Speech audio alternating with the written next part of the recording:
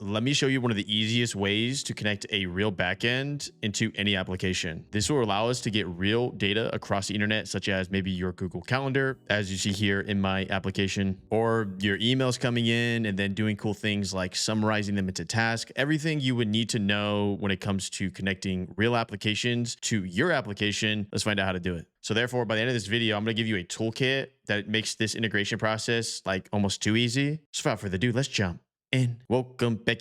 Today's video is sponsored by Zapier, and you might recognize the dashboard behind me as we built this in a previous video, which I'll link in the description down below. But my objective today is I'm going to integrate some more data into this dashboard, such as my real Gmail, but also GitHub issues and a bunch of different integrations, and do some really cool stuff. If you're not familiar with what Zapier SDK is, it's a really easy way for you to have access to over 9,000 apps direct line, such as Gmail, HubSpot, Slack, etc. The alternative way is that you would have to learn how to build from scratch the complex things like authentication, OAuth, and all the security stuff. So first things first, you have to make sure it's installed. To do so, I'm also going to leave in the description down below a direct link to the docs. So I'm going to copy this and I'm going to say, I want to make sure this is installed. And then this is Zapier's software development kit. It's also going to get context of what Zapier SDK is. And then once you do this and you authenticate, you'll be good to go. Typically, this will just open up a new tab and you confirm that like, hey, I own this Zapier account. So one thing you need to understand about when you install this SDK is essentially you get access to all of your integrations you have on your Zapier profile. So as you see right now, I have around 87 connected apps. Or to put simply, all the applications you see in your profile here, now you can do actions within your native application or just across different softwares. If you want like a comprehensive list of everything Zapier can connect to, just type in Zapier apps on Google or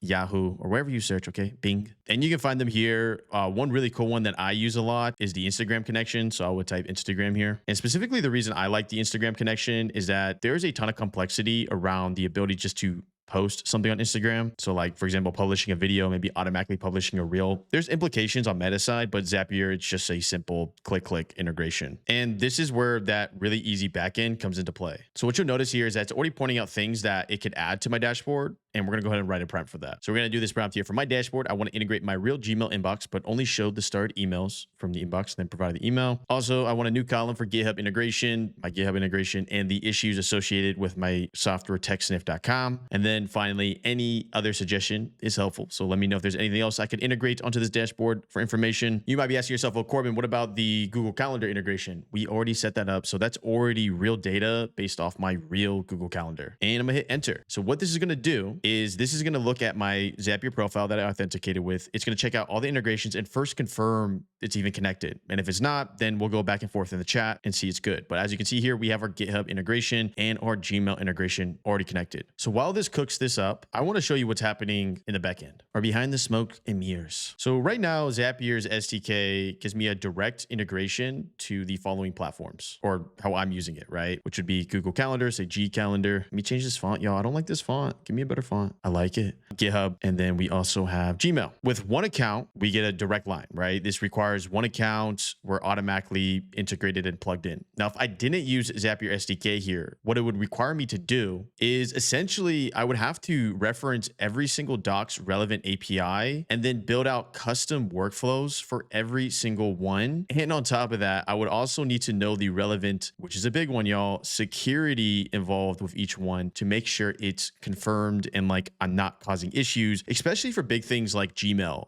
There's been a lot of, I'm not trying to scare y'all, but I would say Gmail's like a big red flag when it comes to trying to build this out custom due to the nature that Gmail typically has high risk stuff like emails, whether it's business to business or friends. So what Zapier does for you is out of the box, complete secure integration, but there's also other advantages here where if we do an action in Google Calendar, GitHub, and Gmail, these are typically separated when it comes to logs. Like for example, if I read an issue here, it has its own custom log associated with I read the issue. And alternatively, using Zapier SDK, it will take all three of these applications and any actions we do, it has one log one Zapier log of us doing a bunch of different actions across third parties. So then you can see how Zapier here becomes pretty valuable when wanting to create these easy backends and tunnels with a ton of different third-party applications, over 9,000, y'all, which then again becomes important so you don't have to learn all the tech debt associated with building each one custom. So here you go. It went ahead and finished. Let's go and check out the result. And if I come back over here,